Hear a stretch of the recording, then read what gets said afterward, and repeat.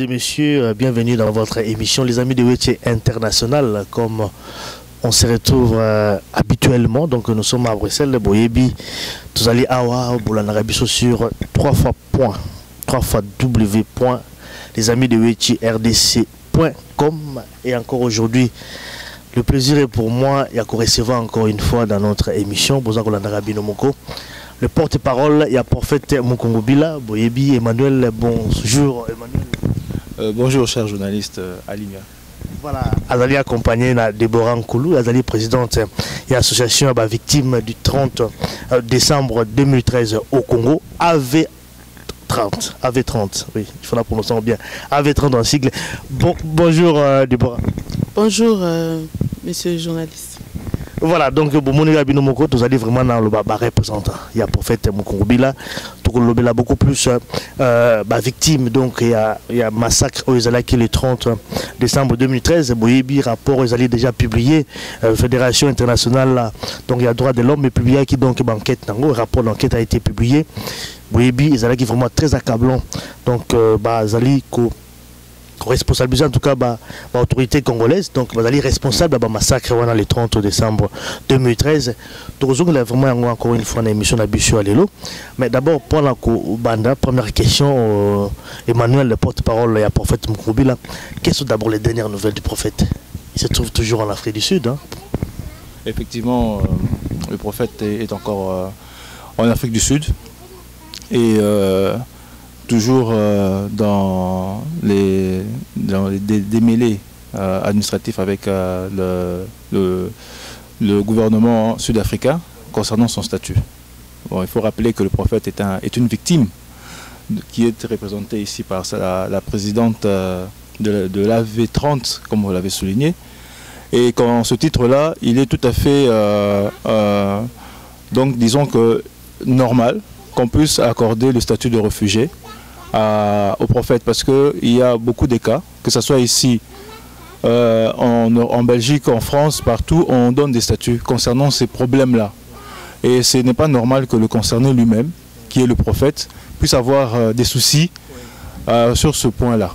Donc c'est ce que nous déplorons encore et nous interpellons en tout cas les autorités sud-africaines de se souvenir qu'ils sont signataires des accords, donc les accords de Genève, qui exigent assez qu'on puisse accorder un statut de réfugié ou même statut d'asile politique à toute personne qui serait en danger dans son pays. C'est qui est en danger de mort, parce qu'effectivement, si le prophète rentre au Congo, vous savez quel sort lui sera réservé. Vous avez vu comment ils ont massacré nos frères le 30 décembre. Comment après ils sont allés jusque dans la maison du prophète à Lubumbashi. Ils ont massacré, il y a des photos, il y a des témoins. Ça c'est quelque chose qu'on ne peut pas cacher. La maison est là, il y a des balles, il y a des trous. Lui-même il avait dit sa maison, c'est pas un champ de bataille. Donc ils ont massacré, donc le prophète est réellement en danger de mort. Donc nous rappelons quand même les autorités sud-africaines de pouvoir revoir un peu leur politique et leur jugement, merci, par rapport au cas du prophète Mukongobila, qui se rappelle qu'il y a les accords de Genève pour lesquels ils sont signataires. Il y a également aussi les accords de la SADC qui demandent à ce que, dans son article 4, qui demande à ce que qu'il n'y ait pas d'extradition pour les réfugiés politiques, pour des raisons politiques simplement. Donc nous rappelons cela et nous demandons à ce que vraiment que le gouvernement fasse de son nécessaire pour pouvoir attribuer le statut de réfugié au prophète, ce qui est tout à fait dans ses droits. Dans ses droits. Mais maintenant il séjourne là-bas en Afrique du Sud avec quel statut? Parce qu'il a fait la demande d'asile politique. Est-ce que la demande a été traitée ou ça se trouve à quel niveau? C'est comme ici. Vous faites une demande et vous recevez un récépissé le temps qu'on étudie votre dossier. Sauf que dans le cas du prophète, il y a eu un refus qui n'a pas encore été motivé. Donc on ne sait pas trop bien qu'est-ce qui se passe. C'est ça au fait. Un refus non motivé. Un refus non motivé. On est en Afrique, hein, même si c'est l'Afrique du Sud. Et bon, heureusement que c'est déjà quand même l'Afrique du Sud. Parce que ça aurait pu être pire ailleurs. Donc c'est pourquoi nous demandons à ce que nous interpellons vraiment les autorités sud-africaines de pouvoir, comment dire, vraiment revoir le cas du prophète et lui accorder ce statut-là, parce que ce n'est pas possible qu'on puisse accorder à ses fidèles, à ses partisans, à sa famille. La famille a eu le... Vous savez que c'est plus un secret qu'en Zambie, la famille a eu le statut. Ici, nous avons des cas, des gens qui ont eu aussi le statut. Bon, alors, c'est pas normal que la personne lui-même, en la personne du prophète, on puisse lui donner des refus en plus sans pouvoir le motiver. Donc il y a quelque chose, il y a anguille sur roche. Effectivement, c'est vrai qu'on va revenir là-dessus. Mais dans l'Europe, c'est un micro. On a Déborah Nkoulou, présidente de l'association. Il y a une victime donc, du 30 décembre 2013. Présidente d'association, Madame Déborah. C'est vrai que c'est une association qui a été créée ici en Belgique. Hein. Yom to créer l'association. Comme tu as créé un papa. Parce qu'il y a des victimes. Famille nanga est victime, communauté nanga religieuse et politique est victime, donc c'est tout à fait normal. Et là qui n'a pas initiative qui était évidente, de créer association ana pour to meka ko apporter appui na ba démarche nous so ezo salema pour na ko assoir ango malamu. Et c'est là qui a créé l'association ya ba victime oyo to sali effectivement. Ce sont des victimes. Mais d'abord, tout le monde décrit quand on parle de victimes, ils allaient perdre, disons, membres dans le massacre les kaki. Et également, vous parlez de prophètes aussi, victimes, opposés à victimes. Expliquez d'abord, décrire d'abord qui sont les victimes. Les victimes basées belé. Bon, toko bandana nous na ba victime oyo ba kufi bomoni rapport yango je pense il y a FIDH ils a vraiment rapport moko ils a très lourd ils ont ça la passe na mutu peut-être soko simbi yango po tanga kutu donc ils ont pesa yo tu as la chair de poule tu as du mal à finir ce rapport alors ba victime baza déjà ba oyo bandeko oyo bazola la boye o baza qui massacré de manière sauvage na gouvernement ya alias Kabila na batunaye. Alors bango les gens de ba première victime toki koloba oyo bazala ki fauché vi na bango za ki fauché na ndenge o bango moko bakokai ko s'attendre te. Deuxièmement ba victime eza ba famille na bango. Troisièmement ba victime mususu eza ba victime baza arrêté lelo baza na ba prison ba tondisi ba prison ya RDC ba famille na bango donc ba victime basé belé ba victime mususu oyo biso to ebité parce que les 30 wana il faut préciser que les 30 gouvernement congolais et bon maki ba disciple il y a Joseph Mukongobila ba membre de famille na mususu ba bomaki pe autre qui ko benga ba victime collatérale ceux qui n'ont pas benga bango bongo oyo bazalaki kaka ba passant oyo bazala qui peut-être bazo fanda na bandako ya bandeko ba kende ki ko massacrer parce qu'il y a on oublie hein na zongela peut-être moi muké hein journaliste na moi genèse ya likambo parce que les lots tant bazolo ba makambo ya les 30 bazo banana oh e bandaki na Kinshasa toyoka ki na Kinshasa toyoka ki na Kinshasa e bandaki na Kinshasa te e bandaki na Lubumbashi.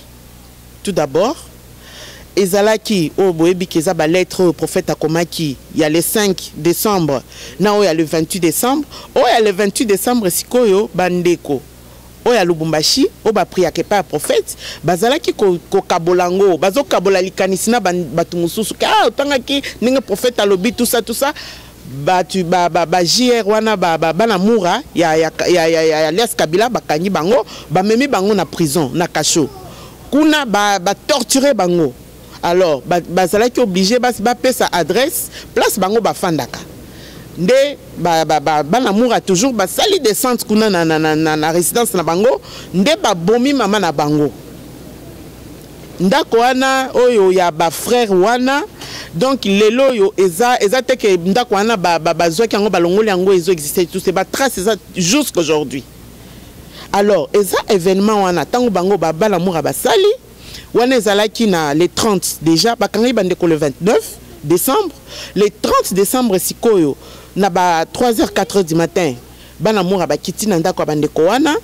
Alors après juste peut-être 1h 2h après basali descente na résidence ya prophète ba ke ko encercler résidence place bato bana ko sambela Et c'est là que tout a commencé. Coup de fil et pesami. Bandeko ba pesi coup de fil à gauche. Déjà coup de fil bandaki kutu tanka bakani bandeko. Bandaki kolanda donc tolo balisanga et bandaki kolanda évolution ya makam. Ah bakani bandeko. Ah sikoyo bake oboma déjà kuna nanda kuna bango. Ba encercler des décisions ezomaki ya ko se soulever. Ya ko manifester. Voilà. Et le reste, voilà. Les manifestations, c'était à Kinshasa, pas Lubumbashi. Lubumbashi, koko boma bandeko, kuti bango bazana katia prière, na katia prière. Voilà. C'est pourquoi on crée d'abord l'association aux victimes, mais beaucoup ça, l'association, c'est quoi? Aider, d'appui, tout ça là. Mais concrètement, qu'est-ce que vous allez faire pour aider les victimes au massacre le 30 décembre? Donc aider bango de plusieurs manières. Déjà, en commençant par dénoncer. Parce que quand on dit la vérité, il y a une force coupable. Ça lit les cambos, mais ceux qui les cambos, donc, ils ont toujours à revimba. Mais tant que les cambos, on dénonce ça, ça permet à ce que Eyebana, ça permet à ce que bateau bazan la capacité il y a que ça la que justice et ça la rendu na mbokana baye ba ke likamomoko songo les salamaki. Alors premièrement biso to sali association oyo pona ko dénoncer pona ko faire connaître dans le monde entier que gouvernement ya alias Kabila est un gouvernement génocidaire. Je pense de toute façon que ce ne sera pas quoi apprendre en côté puisqu'avant nous il y a eu d'autres massacres. C'est vrai, il y a les 30 qui n'en pleurent moko ya kosakanate. Mais le gouvernement est boma déjà. Et boma bande konabiso ya babudu ya Congo et boma bande konabiso ya chebe à base belé. Oh ba bomaki. Alors, ça c'est de un objectif ya association, objectif nango mususu. Et ça que ba victime nyonso. Ndenge bazo se retrouver ndenge na décriva ki yo bango, bazo à justice. Bazo à justice déjà premièrement pour que ba auteur nyonso ya ba o ba salaki ba biloko yo ba répondre na ba acte na bango et puis ba indemniser ba victime. Donc c'est ce qu'on dit réparation. Quand il faut qu'il y ait réparation, c'est ça. Donc yangonde biso tozo bunda ba objectif est belé mais attendre le cas mois 2 3 pour bandeko ba comprendre. Pas comprendre en tout cas ba objectif donc association mais c'est vrai que le rapport de Tolobi a rapport il y a la Fédération internationale des droits de l'homme, elle a déjà rendu, rapport a publié d'enquête. Bon, maintenant, c'est vrai que par rapport à rapport au Wana, c'est difficile parce qu'il y a tellement ébélé, je crois qu'on recommande quand même à ceux qui n'ont pas encore lu le rapport, vraiment rapport Oyo.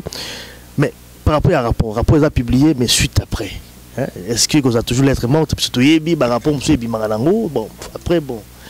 Il y a armoire classé en haut, mais pas le rapport au suite aux alanines après. Bon, suite nango, je crois qu'il y a toujours un micro nayo précédemment. Suite nango ezali parce que bisoto prometa qui na gouvernement congolais o ekambami na alias Kabila na batunae, on lui a promis que bisoto kokenen le kambo yo tina suka tokotikate. Peut-être les gens oublient, mais et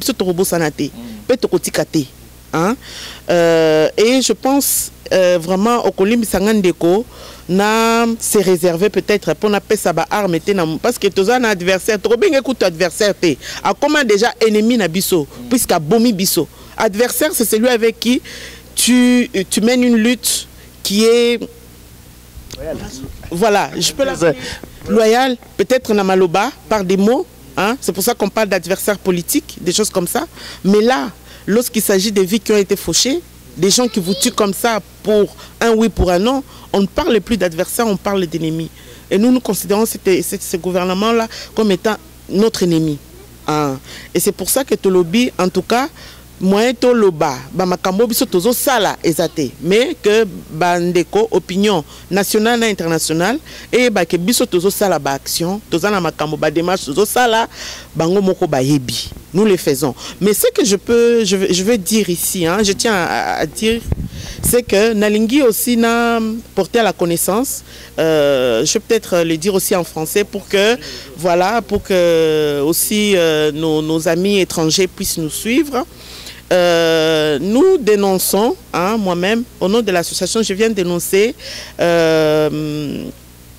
cette décision que vient de prendre le gouvernement congolais d'amener nos frères qui sont emprisonnés depuis le 30 et les jours qui ont suivi, qui ont été emprisonnés, de les amener au tribunal de garnison militaire pour ceux qui sont à Lubumbashi. Pour ceux qui sont emprisonnés à Lubumbashi et à Kolwezi, bon, on va dire que ceux qui sont, voilà, pour le Katanga. Alors, il y a ceux qui seront jugés à Lubumbashi et ceux qui seront jugés à Kolwezi. Et nous voulons dénoncer cela. Pourquoi? Parce que, comme nous vous le disions précédemment, à Lubumbashi, il n'y a pas eu de manifestation. Les gens n'ont pas manifesté là-bas. On est allé les massacrer chez eux, dans leur maison. On est allé les massacrer dans la résidence du prophète. Et donc, et après, on a arrêté ceux qui n'ont pas pu être massacrés. Et c'est ceux-là qu'on a amenés en prison. Et nous demandions à ce que ces gens-là soient libérés pur et simplement, puisque ces gens-là n'ont commis aucune faute.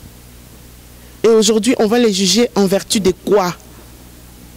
Et nous avons demandé pour nos frères de Kinshasa qui ont manifesté et qui ont été arrêtés, nous avons demandé à ce que ceux-là bénéficient d'un procès équitable et juste en présence d'observateurs internationaux. C'est ce que nous avons demandé puisque nous connaissons les manœuvres dilatoires de ce gouvernement-là. Nous les connaissons. Vous avez vous-même le cas du pasteur Coutinho. Vous savez ce qui est arrivé à notre frère Diomi Ndongala. Vous savez ce qui est arrivé aux autres. Et donc, nous disons que nous n'avons pas du tout confiance au gouvernement congolais et en sa justice. C'est pour cela que nous avons demandé que pour ceux qui ont été arrêtés parce qu'ils manifestaient, qu'ils bénéficient d'un procès juste en présence d'observateurs internationaux.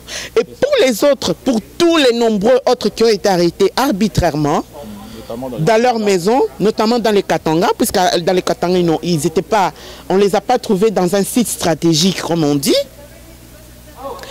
eux, ils devaient être libérés tout simplement, puisqu'ils n'ont commis aucune faute. Donc c'est ce que nous dénonçons aujourd'hui. Il faut que le gouvernement congolais nous explique pourquoi on veut amener ces gens-là devant ce tribunal militaire. Pourquoi? Pour quel motif? Papa, je peux peut-être te lire quelques noms, puisque ce sont des personnes qu'on connaît. Hein, ce ne sont pas qu'on dise, voilà, c'est des gens qu'on a ramassés comme ça. C'est des gens, des choses comme ça. Non, non, c'est des gens qu'on connaît. Ils ont toute une vie, une histoire. Voilà, ils ont des familles derrière. Donc, nous prenons par exemple Marie-Claire Kassongo, Kassikala. C'est une dame qui vend de la nourriture et elle aide sa famille. Elle est arrêtée à Lubumbashi aujourd'hui. Une grande dame, hein, elle a un certain âge, peut-être la cinquantaine ou la soixantaine, je ne sais pas. Il y a une autre ici, Odette Lundindi Amissi, qui vend aussi avec elle d'ailleurs, qui est aussi une vendeuse. Qu'est-ce qu'une vendeuse peut avoir à faire avec un gouvernement? Je veux dire, qu'est-ce qu'une vendeuse peut... Au gouvernement, là, la nini. Quelqu'un qui vend la nourriture. Hein? Vous voyez les Maléwa, les mamans Maléwa. Terroriste. Il faut qu'on soit sérieux. Pour compléter la présidente, il y a un débat que Bazana AK-40, c'est ça, AK-40, Nabandaku, Babimiseli biso ba numéro ba série, ba kolokotango soki wapi ya ba arme, ba maman anande, ba papa mikolo pe baza na kati emprisonné, bango anande, ba okende rozwa minduki. En plus pas à Kinshasa à ceux qui ont manifesté, mais ceux qui se trouvaient en prière au domicile du prophète et d'autres qu'on est allé chercher chez eux. Bon, il faut arrêter à un moment donné de prendre des gens pour plus imbéciles qu'ils le sont, parce que ces femmes ne sont pas un danger pour le gouvernement. On connaît la cabale qu'on a fait avec Coutinho, on a trouvé aussi des soi-disant des armes. Nous n'avons pas d'armes chez nous, nous n'utilisons pas d'armes. La seule arme que nous avons, c'est la parole qui sort de la bouche du prophète Mukungubila. C'est tout. Voilà, donc tout aborder maintenant l'aspect politique qui Mboga Nabiso. Je pense que Kambuya Roloba, Ezali et Belé. Alors Emmanuel, première question, dossier politique. Tu avais assisté à la conférence de presse qu'avait tenue Félix Tshisekedi. Mais voilà, j'aimerais quand même avoir ta réaction par rapport à ce qui a été dit. Est-ce que l'on retenait qui la conférence de presse? Voilà. Oui, donc vous savez, là où se passe un événement, surtout pour ce qui concerne le pays, nous aimons toujours être présents pour essayer d'apporter aussi et apporter notre pierre à l'édifice et être au courant de ce qui se passe. Bon, je peux, par rapport à cette conférence, je peux soulever 2 points que moi je trouve, à mon point de vue, essentiels. Bolimbi Sanga, on a insisté en français, mais je pense que ceux qui n'ont pas en français, ils ont dénigré Moutouté. Ils ont dit que tous en poto, Moutna Mouta Kendara Moussala, à côté de la boulangerie, à Kendara l'école à Banna, donc à s'exprimer toujours en français. Donc, Bozongo Nandenge Yamabete. Alors, na conférence, on a souligné 2 points. D'abord, le premier point, Nazaki muni à rapport rapport à FIDH, pour un représentant, il y a Félix Tshisekedi, qui représente le parti donc de l'UDPS. Parce que, pourquoi? Parce que l'UDPS, au lendemain, il y a le massacre, il y a le 30 décembre, l'UDPS, par la bouche de son secrétaire général, Bruno Mavungu, je pense, si je n'ai pas écorché son nom, si c'est le cas qui m'en tienne par rigueur, avait dit que c'était un coup de théâtre. Batouba Koufi, le rapport fait état de plus de 350 morts. On parle seulement des morts. Et l'UDPS avait dit que c'était un coup de théâtre. Alors que nous avons un rapport ici de la FIDH qui nous dit que ce n'était pas du tout un coup de théâtre, mais bien au contraire, qui innocente Mukungubila, mais qui accable le gouvernement de Kinshasa et de terrorisme d'État. Qui l'accable de terrorisme d'État. C'est un rapport à charge contre le gouvernement congolais. C'est comme ça que j'avais été aussi, donc je suis venu invité, mais j'ai pris le soin de prendre le rapport pour pouvoir le présenter à un des responsables de ce parti, afin qu'ils puissent, s'ils n'avaient pas encore pris connaissance du rapport, qu'ils puissent prendre connaissance de ce rapport, premièrement, et puis que deuxièmement, qu'ils puissent faire un monde honorable et revoir leur position par rapport à ce qui s'est passé le 30 décembre et les jours qui ont suivi. La présidente a parlé ici qu'il y a eu des gens qui n'avaient rien à voir avec la manifestation du 30 à Kinshasa, mais qui se retrouvent aujourd'hui dans les geôles de alias Kabila et qu'on accuse de terroristes. Donc ça, c'était le premier point. Pour moi, je pense que j'attends toujours une réaction de ce parti par rapport à... Il a remis les rapports, en fait, il a eu ça. Je n'ai pas eu l'occasion de le rencontrer, mais je l'ai remis à qui de droit. On m'a dit remettez ça à telle personne qui lui fera parvenir. J'espère qu'il a parvenu. De toute façon, le rapport est sur le site de la FIDH et il est accessible à tous. Donc c'était cela pour moi le point le plus important.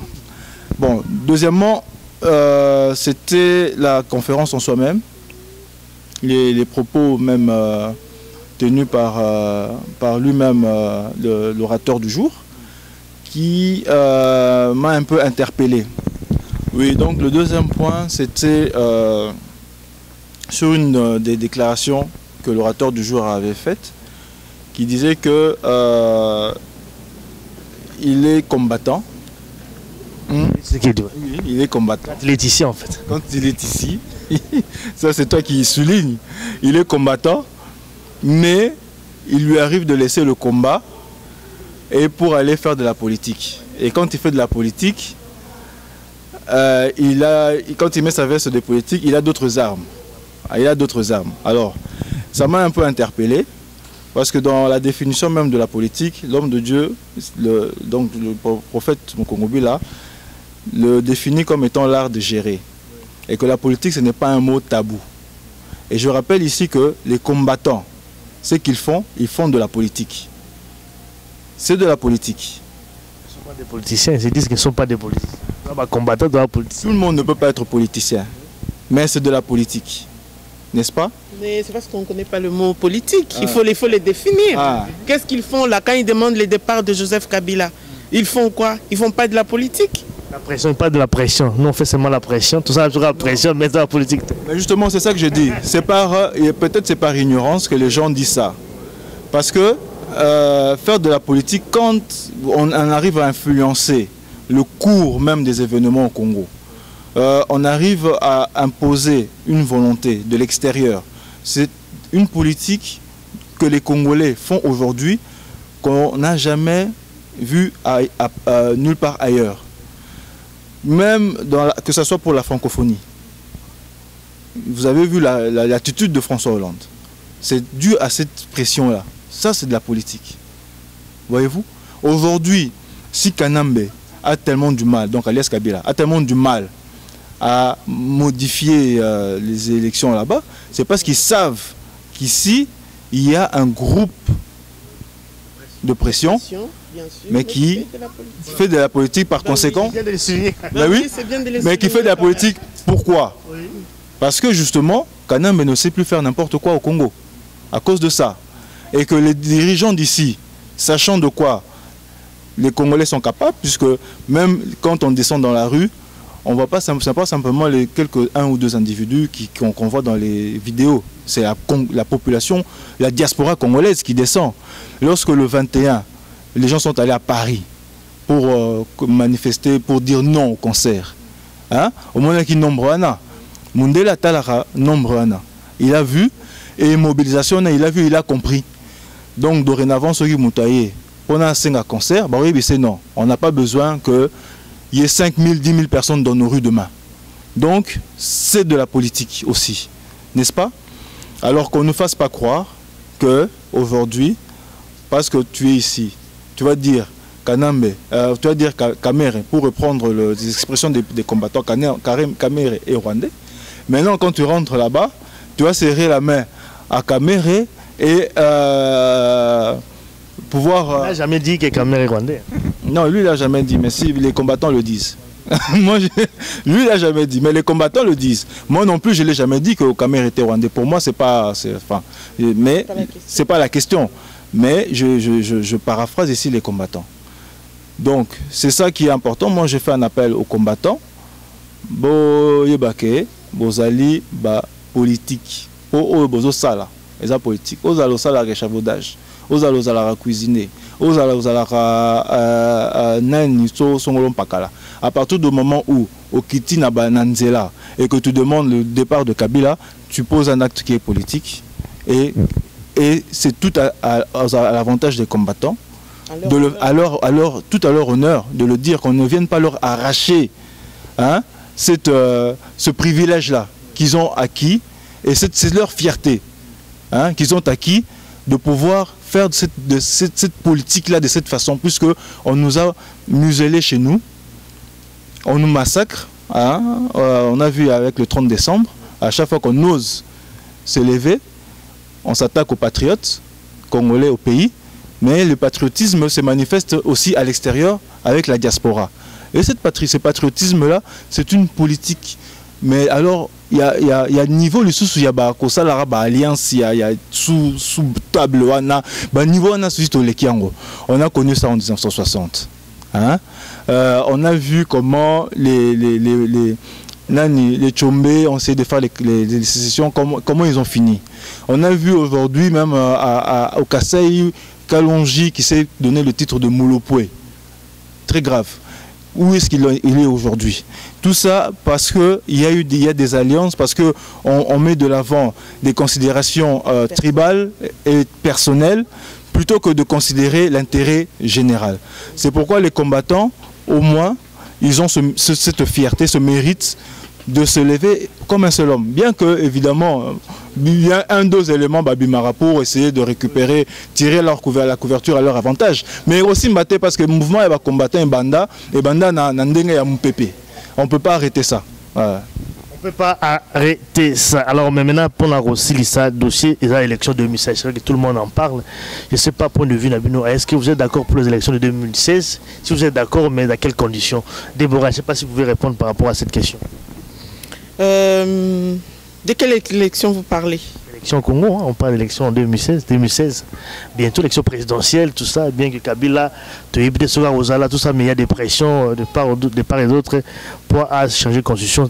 Mais pour vous, est-ce que vous êtes d'accord pour les élections 2016? Justement, vous-même vous le dites, hein, il y a beaucoup de flou, un flou artistique comme on dit, autour de ces élections-là. Et nous, notre position, nous disons ceci, que justement, puisqu'il y a ce flou artistique bien orchestré par le gouvernement en place, qui veut, comment dire, pérenniser ce pouvoir de terreur, qui veut pérenniser ces pouvoirs de terrorisme et d'État, comme disait mon frère. Hein? Ils veulent le faire, on le sait. Mais nous nous disons que dans ces climats ici, puisque la confiance elle est rompue entre les Congolais et le gouvernement de Kinshasa, il est rompu depuis longtemps. Et aujourd'hui, il a pris de l'ampleur. Pourquoi? Parce que la communauté internationale a vu cette détermination du peuple congolais, justement.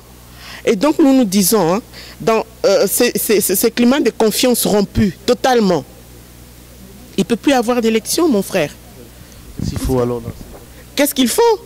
Il faut que la communauté internationale accorde au peuple congolais de s'autodéterminer, comme ils ont accordé par exemple à l'Ukraine, nous l'avons vu, hein, nous avons vu ça dernièrement. Oui, il y avait un gouvernement élu, un président élu, mais la communauté internationale a entendu l'appel du peuple ukrainien. On leur a laissé s'autodéterminer. Qu'est-ce qu'on a fait? On a laissé, il y a eu un gouvernement de transition qui a été mis en place. Le peuple est descendu dans la rue, hein, donc, le peuple congolais. Mais je ne sais pas, vous savez, il y a quelqu'un qui me disait, un Belge, vraiment un Belge, qui me disait qu'ils n'ont jamais vu un peuple aussi déterminé que celui du Congo. Le peuple congolais qui descend dans la rue quasi toutes les semaines, s'il fallait le dire ainsi. Nous descendons dans la rue. Mon frère, vous parlez du 21 décembre passé. Et il n'y avait pas eu que le 21. Depuis le 21 jusqu'à aujourd'hui, je crois qu'on les compte, hein, les manifestations. Nous sommes descendus dans la rue et nous continuons à descendre. Ici, à l'extérieur du pays, et moi je parle sur place au Congo, ils sont un peu morts. Il y a eu la manifestation le 30 décembre, monsieur. C'est pour ça qu'il y a eu des massacres, comme il y en a eu aussi en Ukraine. Donc la situation, elle est la même. Je peux dire que la nôtre est encore plus grave. Et donc c'est pour ça que la communauté internationale ne peut pas rester inerte ou ne peut pas rester insensible à cet appel du peuple congolais aujourd'hui, qui veut s'autodéterminer pour chasser ce gouvernement terroriste qui est en place. Il faut qu'il y ait cette période-là de transition qu'on doit nous accorder, que nous puissions dialoguer entre nous Congolais, et que nous puissions décider de la marche pour notre pays. Encore les dialogues, Sun City, on connaît. Mais écoutez, sans dialogue, on ne peut pas avancer. Mais entre Congolais, un bon dialogue entre Congolais. Un bon dialogue. Qui sont les Congolais qui sont dialogue, vous savez. Il y a des gens qui peuvent s'asseoir là, qui disent n'importe quoi, c'est la cacophonie et personne ne comprend rien. Il y a ce dialogue-là constructif que nous, les représentants de Mukungubila et Mukungubila lui-même, qui demandent à ce qu'il y ait ce gouvernement-là de transition avec un dialogue constructif entre Congolais. Ce n'est que comme ça que nous allons écrire notre histoire, l'histoire de notre pays. Il faut qu'on arrête avec ça. Il faut qu'on comprenne que nous en avons assez de ces massacres. Nous en avons assez de ce gouvernement qui nous tue tous les jours, qui arrête arbitrairement de simples personnes tous les jours. Pour un oui, pour un non, on arrête. Pour un oui, pour un non, on tue. C'est assez. On en a assez. Et nous nous disons stop. Il n'y a pas d'autre mot d'ordre. Terminer cette émission. Oui, donc le mot de la fin, c'est toujours, comme on a l'habitude, coutume de le dire, c'est l'unité et l'union dans le combat. On voit bien que maintenant, comme il y a un problème de leadership au Congo, une crise de leadership qui s'est amplifiée avec les événements du 30 décembre, parce que Kanambe vomit de partout. Hein. Vous avez vu les émissaires de la communauté internationale se rendre au Congo à la suite de John Kerry pour signifier à Kanambe, alias Kabila, qu'il devait donc ne pas respecter devait respecter la Constitution et ne pas se représenter. Et donc dans cette crise-là, aujourd'hui, on voit qu'il y a aussi des petites agitations, comme on a coutume de le voir au Congo, des petites... des politiques de cuisine. Vous voulez parler de quoi? Qui consiste à prendre un plat, y mettre un peu de sel, et on va essayer d'arranger. Au lieu d'évacuer le plat carrément parce qu'il est déjà mauvais, on va essayer d'assaisonner, hein, on va essayer, au lieu de mettre le poivre noir, on va dire non, on met un peu le blanc, mais ça ne change rien puisque le plat est déjà pourri. Il faut l'évacuer.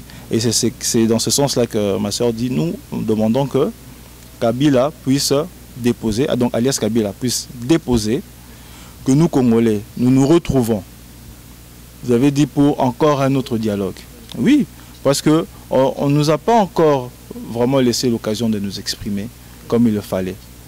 À chaque fois qu'il a été question de la SNS, vous avez vu comment ça s'est terminé, dans le sang. Et la concertation, c'est une mascarade. Il y a beaucoup de gens qui ont été exclus. Il aurait fallu déjà commencer, s'ils étaient de bonne foi, libérer déjà les prisonniers politiques pour commencer. Hein? S'ils n'ont pas fait, il aurait fallu inviter dans l'ensemble du peuple congolais, y compris même le prophète Mukungubila, ce qui n'a pas été fait. Donc, alors que c'est lui qui était à l'initiative de cette demande qui est un dialogue. Il a fait cette demande en 2011, le 5 décembre 2011, à la suite des élections, avec les tueries qu'il y avait.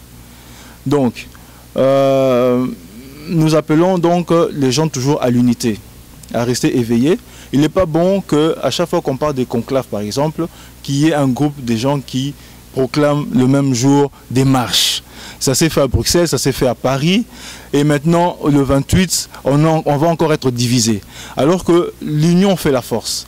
Alors nous devons vraiment essayer, donc à l'image de ce que nous demandons comme dialogue au Congo, je ne sais pas si on peut essayer nous-mêmes de la diaspora ici, donner l'exemple de ce dialogue-là, nous mettre ensemble et puis parler vraiment ensemble sans qu'il y ait quelqu'un qui déclare, qui appelle à la conférence, d'autres se lèvent pour appeler à la marche. C'est devenu vraiment systématique. À chaque fois qu'il y a quelque chose qui se prépare, autre chose se prépare autre part. Donc on dirait qu'il y a des gens qui pensent pouvoir ainsi s'affirmer, affirmer un leadership qu'ils n'ont pas. Parce que dans le combat, il y en a qui ont commencé, les lots baza se soutaient, mais le combat est zakaka. Au baza appelle les lots, le bibarozarate. Mais le combat est causera toujours. Donc, tout kanisa bisote, tout kanisa ba otorotika là, ba obaria na simana biso. Merci en tout cas Emmanuel. Déborah, on terminera avec toi.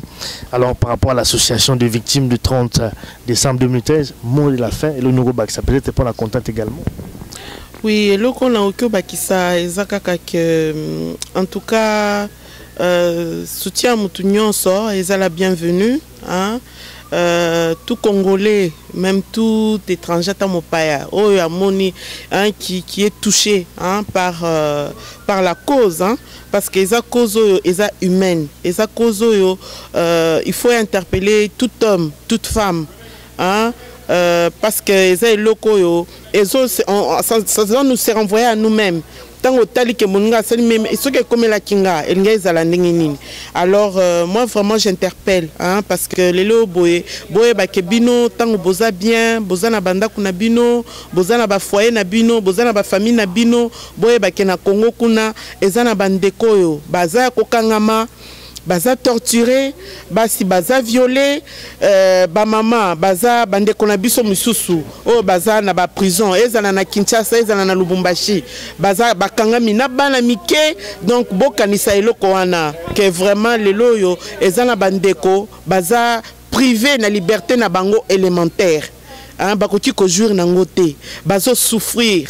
Bande qu'on a biso bazo souffrir vraiment aide na bino et qu'on a vraiment d'une grande aide pour nous pour na bangopi.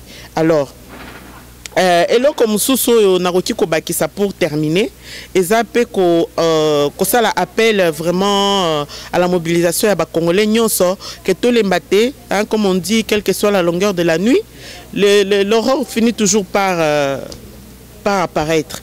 Donc, ata lelo boye, toyebi que gouvernement à Kanambe, on est un gouvernement à terreur. Mais gouvernement à terreur, l'histoire nous apprend que tous les gouvernements qui ont instauré la terreur dans leur pays ont une fin.